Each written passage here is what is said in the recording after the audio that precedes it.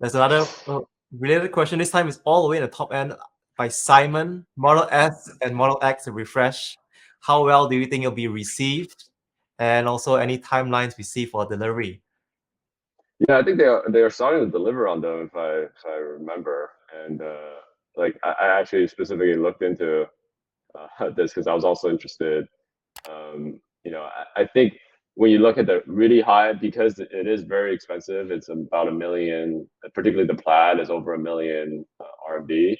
Hmm. It's definitely like it's definitely for the rich, for the well off in the country.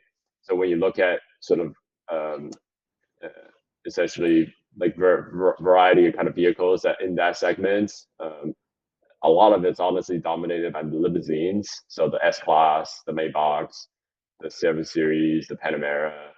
Certainly, there's just a small portion of it that's like sports cars.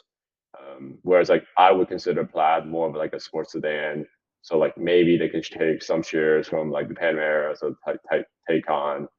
Um, but I think it's a very different segment than like the S Class or the Maybachs in 7 Series.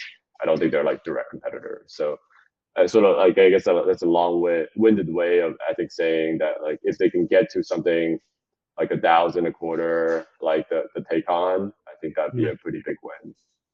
Um, Now, 1,000 a quarter, it's relative. Like in Singapore, Tesla sells 1,000 cars per year. That's a yeah, big deal.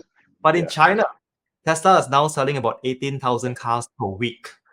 18,000 cars per week. So that 1,000 a quarter is basically about, then someone do the maths and share in the chat. 18,000 cars per week versus 1,000 per quarter for S and X. Maybe that's what, 2-3% of total volumes. So it's not going to be a volume maker. yeah, exactly. So I think it's probably more of a brand halo effect on the Mm. rest of the brands.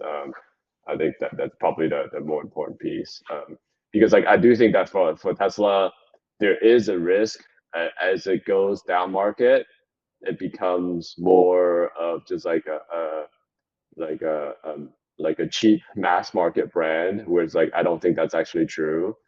Mm. And certainly the level of investment they make in technology is not. Um, but with that said, like I think that's probably a challenge that they have to sort of overcome in the coming years. Is like how do we basically get mass adoption while at the same time still retain desirability, which is like historically and kind of other luxury goods has been a very difficult exercise.